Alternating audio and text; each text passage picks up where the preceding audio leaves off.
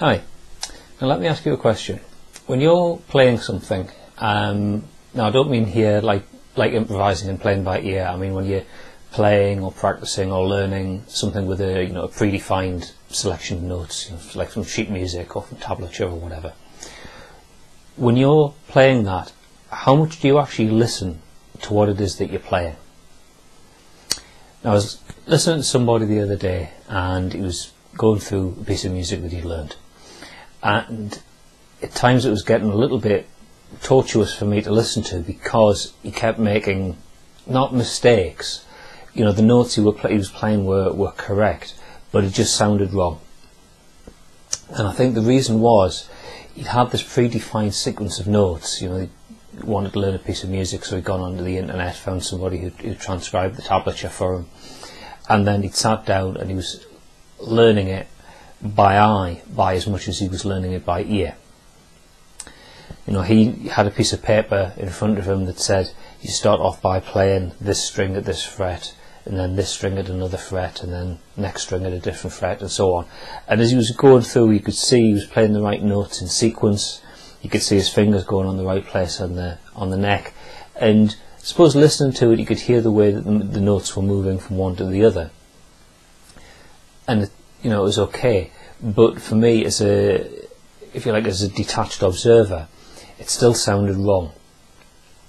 Because so think about how you play or you practice. If you imagine that, like, over here is a place on the graph where you're playing purely by eye. I could put a set of ear defenders on you, block out all of your hearing, but you could still guide yourself through what you were doing just by looking at where your fingers were on the fretboard. Or over on the other side of the scale, there's something where you're playing entirely by ear, letting your ears guide you if you're playing the right note. And I could put a welding mask or something on you, and you wouldn't be able to see a thing in front of your eyes, but you'd still be able to play the same, because you're not actually being encumbered by the visual side of it. You're just playing purely orally. Now, the butter zone is somewhere in the middle. I don't think you should play entirely by eye or entirely by ear. You need to be somewhere in between. The point I'm getting at is when you're playing, you need to listen to what you're playing, and so keep asking yourself, is this sounding right? Now, I was thinking about this, and I think there's a few different stages to sort of getting proficient with a piece of music. Something that you've learned from a piece of tablature or a piece of sheet music. The first stage is, at the stage where you're learning it, it's still going to sound almost like, as I'm listening to you playing that piece of music, I can almost hear the thought processes going on. Is each note that you play, I can kind of hear you formulating where you're going to put your finger on the fret, how you're going to pick it, and then the note sounds, and then on to the next one, and it becomes what I'm hearing is a very conscious process on your part. Now, as you get more proficient with a piece, it should start to sound more natural.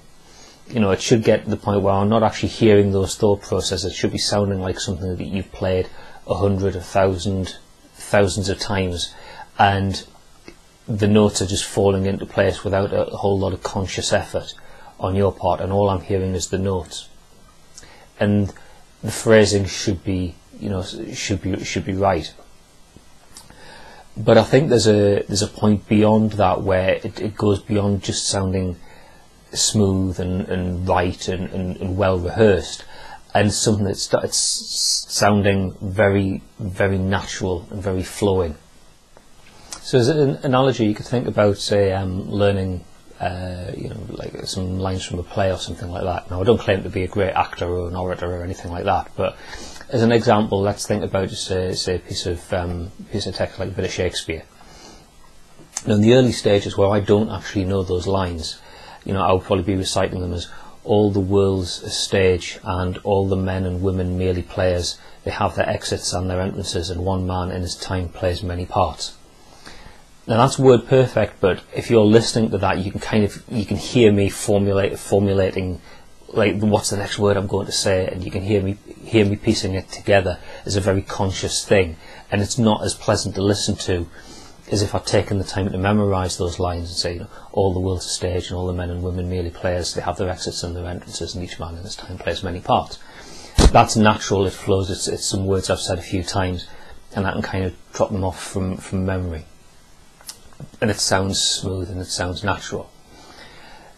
But there is that stage beyond that where I can put more inflection or less inflection, give it my own sort of feeling. Maybe it's not even, I might, in terms of language or something, not be quoting the original absolutely verbatim. I might be, you know, adding a little bit of expression here, or, you know, instead of saying all the world's a stage, I could be saying all the world is a stage. It's still right, but it's kind of my little take on it. And I think that's different to, if you like, learning something and getting a note wrong or getting a word wrong.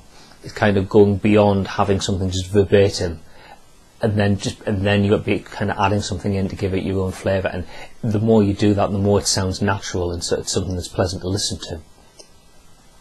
So that's something to think about. You know, when you're playing your guitar, or, you know, any instrument, when you're learning a piece of music, don't get so bogged down on just like watching your fingers on the fretboard and think, all right, that note's right, that note's right, that note's right.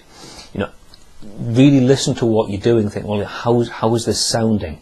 You know, I might be playing the notes in all the right notes and in the right order, but, you know, how's it actually sounding? You know, am I picking this? Is it sounding like a very deliberate action, or, you know, am I starting to get more fluid with this and it's sounding like a natural thing? This comes back to something I've talked about before, you know, the idea of like having a muscle memory. The idea that when you play something over and over again, you get kind of that pattern kind of gets locked into your muscle memory, and it's something you can repeat in future, like with a less conscious sort of effort. But if you practice something and you just play it over and over again, being very conscious about like the visual where the fingers are on the neck, sort of thing, and not giving it so much about how it sounds, when you're playing something that might sound a little bit stilted, you play that over and over again, that way of playing gets locked into your muscle memory, and it will, if you like, naturally to you sound a little bit stilted. You know, if you listen to what you're playing, you can kind of get, like, if you like, some sort of feedback going on with yourself, like, okay, I'm playing this, it looks okay, how does it sound, or I need to smooth that off, or, you know, I just need to make that sound a bit more natural, and then your fingers will get locked into that way of playing. This is kind of a hard thing to explain, so I hope you kind of understand the point I'm trying to get over here, that it's about hearing what you're playing. At the end of the day, music is something that will be absorbed by your audience through their ears, not through their eyes. So what you're playing has to sound right, has to sound pleasing. Or, you know, not necessarily pleasing. It might be something that you're playing where you want it to sound tense, or you want it to sound happy, or whatever. But, you know, being able to play the notes and get that emotion across in your playing, rather than just saying, oh, well, I'm getting the right notes in the right order, so it's job done. So think about how much you're actually listening to what you're playing, and think about, you know, are you listening and acting on what you're hearing, and using that to improve the way that you play a piece. Okay, so hopefully that's a bit of food for thought, something that'll help you. Hope you found that useful, and I'll see you in another video sometime soon. Bye for now.